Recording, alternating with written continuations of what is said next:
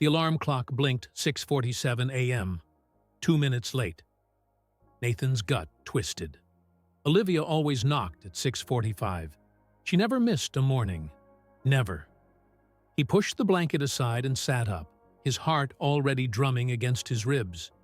The house was unusually quiet. The kind of quiet that didn't feel right.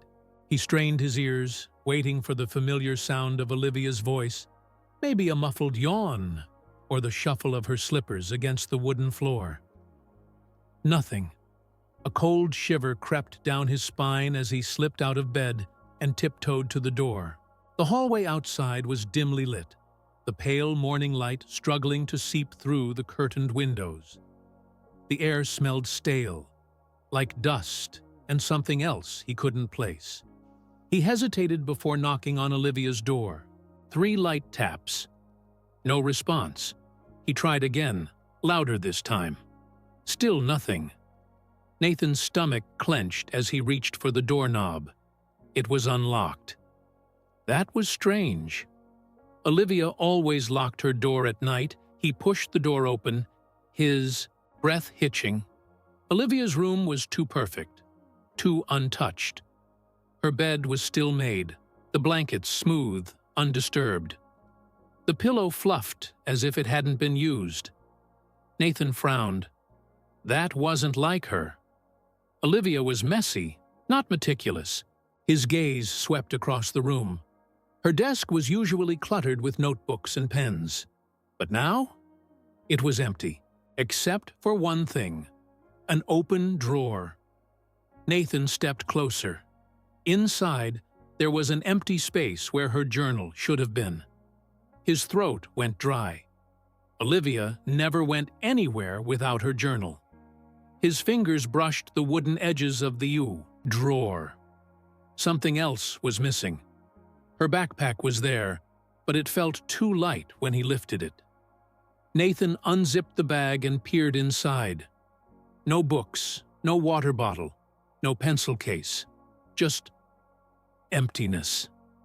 He took a slow step back, his mind racing. Where was she? Why would she leave without her things?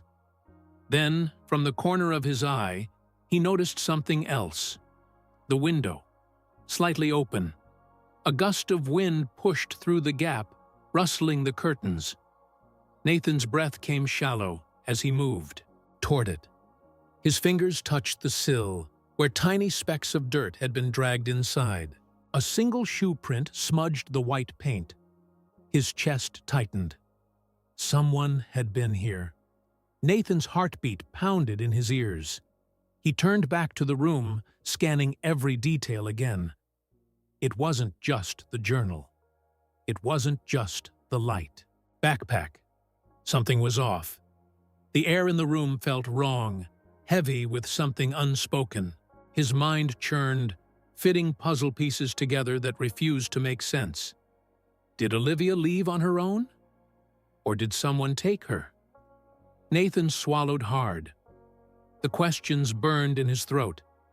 And deep in his gut, he already knew. Something terrible had happened. Nathan couldn't shake the feeling that something was wrong. Olivia returned later that morning, brushing off his worried questions with a forced smile and vague excuses. But something had changed. She barely touched her breakfast, pushing scrambled eggs around her plate without taking a single bite. Normally, she'd tease him about how he drowned his toast in syrup. Today, she didn't even look up. Over the next few days, Nathan watched her carefully.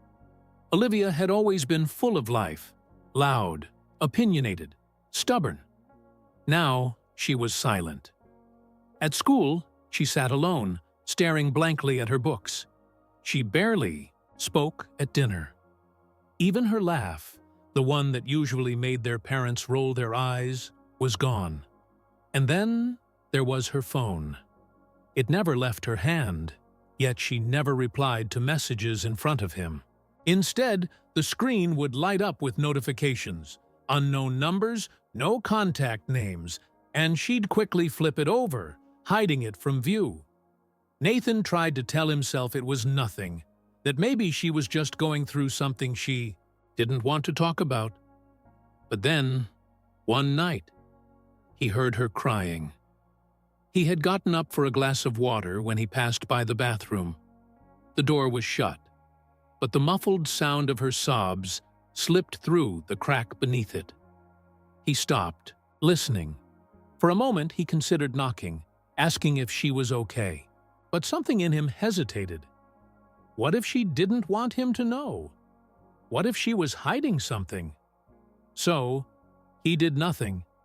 He walked back to his room, convincing himself that maybe tomorrow she'd be back to normal. But things only got worse. Their parents brushed it off. "It's just teenage mood swings," their mom said when he finally brought it up. "You know how girls can be." His dad barely looked up from his laptop. "She'll be fine, Nathan. Give her space." But Nathan knew Olivia. This wasn't normal. The confirmation came in the form of something small, something easy to overlook. He had gone into Olivia's room to borrow a charger. She wasn't home. Her bed was a mess, sheets tangled, blankets half on the floor. And then he saw it, a crumpled note stuffed halfway under the bed. The handwriting wasn't hers. "You don't belong here." Nathan's breath caught in his throat. His fingers tightened around the paper. The ink was smudged, as if someone had written it in a hurry. The edges were torn, as though it had been ripped out of something bigger. His pulse pounded in his ears. He looked around the room again, as if expecting someone, to jump out from the shadows. But he was alone. He swallowed hard and straightened the note in his hands. His instincts screamed at him. This wasn't just in his head. Something was happening, and Olivia was in danger. Nathan couldn't ignore it anymore. The strange messages, Olivia's silence, the tears behind closed doors. Something was eating her alive, and no one else seemed to care. That night, he made a decision. If Olivia wouldn't talk, he would find the answers himself. She had always been protective of her journal, never letting anyone near it. But after searching her room for nearly an hour, he realized something. It wasn't here. Then it hit him. The vent. Olivia used to hide things there when they were kids. He dropped to his knees, prying open the loose grate beneath her desk. His fingers brushed against something cold and smooth. A book. Her notebook. His hands trembled as he flipped it open. The first few pages were normal. Doodles, school notes, random thoughts. But as he kept going, his stomach turned. The words grew darker, desperate, panicked. "I can't take this anymore. Everywhere I go, they're watching me. No one would care if I was gone." Nathan's breath came shallow as he turned another page. A list. At first, he thought it was just random phrases, but then his blood ran cold. Reasons to disappear. His heart pounded against his ribs. She had written them out, one by one. The cruel whispers, the anonymous messages, the rumors that spread like wildfire. The things people said when they thought no one was listening. Nathan clenched his fists, his whole body burning with anger. Who did this to her? He wanted names, faces. He wanted to find them and make them feel what Olivia felt. Then, on the last page, his rage turned to ice. It wasn't just bullying. They said they'd come for me. Nathan's hands tightened around the journal. This wasn't some vague threat or school gossip. This was real. Someone was after her. He had to do something. But what? If he told their parents, they'd brush it off like they always did. If he confronted Olivia, she'd shut down completely. But if he waited, if he hesitated, what if it was too late? His mind raced. His chest ached with the weight of it all. Then, suddenly, his phone buzzed in his pocket. A text. No name, just a number he didn't recognize. Stay out of this, Nathan. This isn't your fight. His breath caught in his throat. They knew.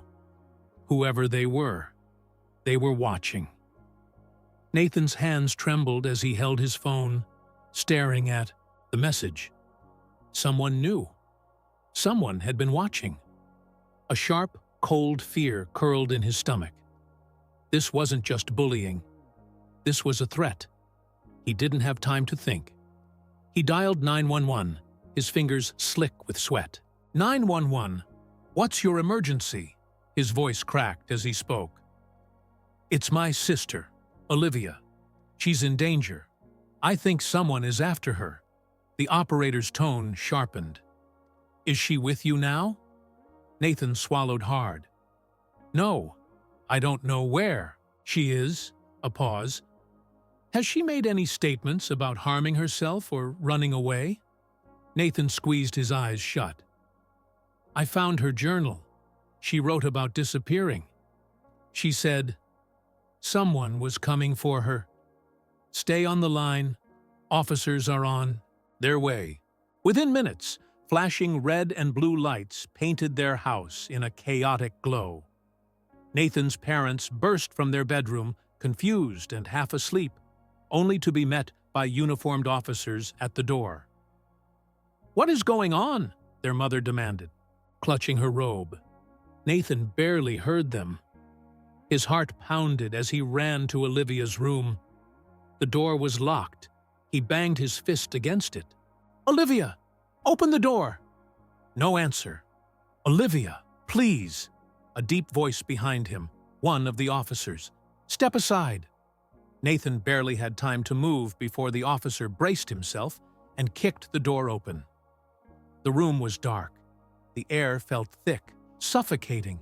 And then, Olivia was there. She was curled up in the corner, knees to her chest, silent tears running down her face. Nathan's breath caught. Liv. Her head lifted slowly. Her eyes, red, swollen, met his. The raw pain in them made his chest tighten. One of the officers knelt beside her. Miss, are you hurt? Olivia didn't answer. She just stared at Nathan, betrayal flickering across her face. She knew. She knew he had read her journal. You had no right, she whispered, her voice barely there. Then louder. You had no right. Nathan flinched at the venom in her voice. There, Mother stepped forward, panic on her face. Olivia, what is happening? What is this about? But Olivia ignored her. She wiped angrily at her tears and looked back at Nathan. You read everything, didn't you? He nodded, her hands clenched into fists. You think calling the cops fixes this? You think I wanted this? Her voice cracked, her anger laced with something deeper. Pain. Nathan's throat tightened. I didn't know what else to do. You were... He swallowed hard. You were slipping away, Olivia, and no one else saw it. Tears streamed down her face. I never wanted you to see that side of me. The weight of her words crushed him. But I did, and I wasn't going to let you fight this alone. Silence hung in the air. The officers spoke quietly with their parents, explaining next steps. Counseling. Investigation. Protection. Their mother was sobbing now, trying to piece together the reality of what she had missed.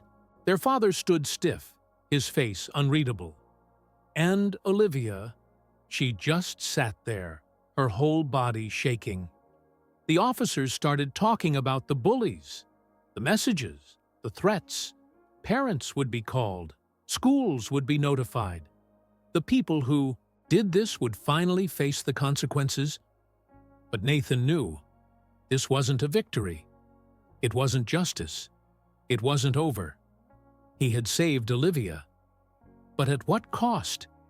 She might never trust him again. The days that followed felt like a blur. Olivia was placed under watch. Counselors, school officials, even their parents, who suddenly seemed to care more than ever. The house felt different, like everyone was walking on glass, afraid of saying the wrong thing, of triggering something fragile inside her. Nathan stayed close, but gave her space. He knew she needed time. He didn't expect her to forgive him overnight, but he hoped, eventually, she would understand. The messages stopped. The bullies were exposed, some suspended, others forced into counseling. Parents were called in. Apologies were made, some real, some just for show. But Olivia didn't want revenge. She just wanted it to be over. At first, she hardly spoke.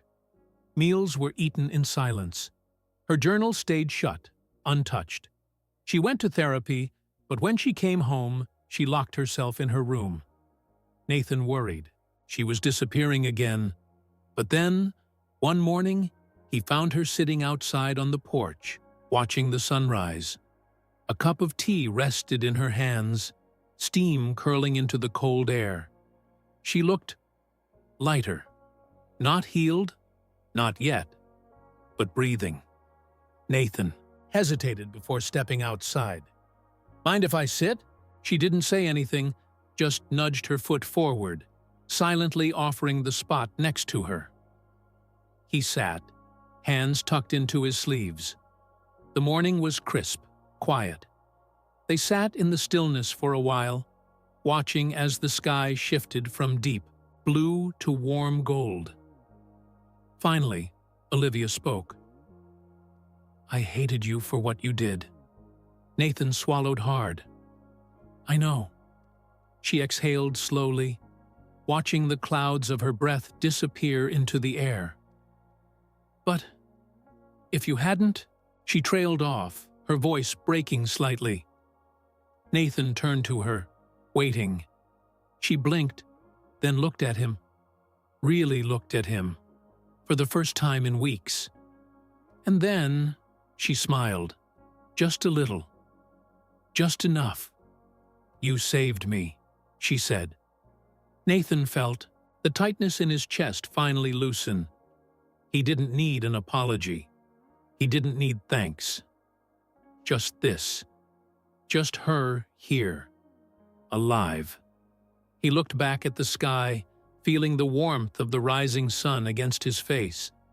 Some things would never be the same, but for the first time in a long time, he believed the future would be okay.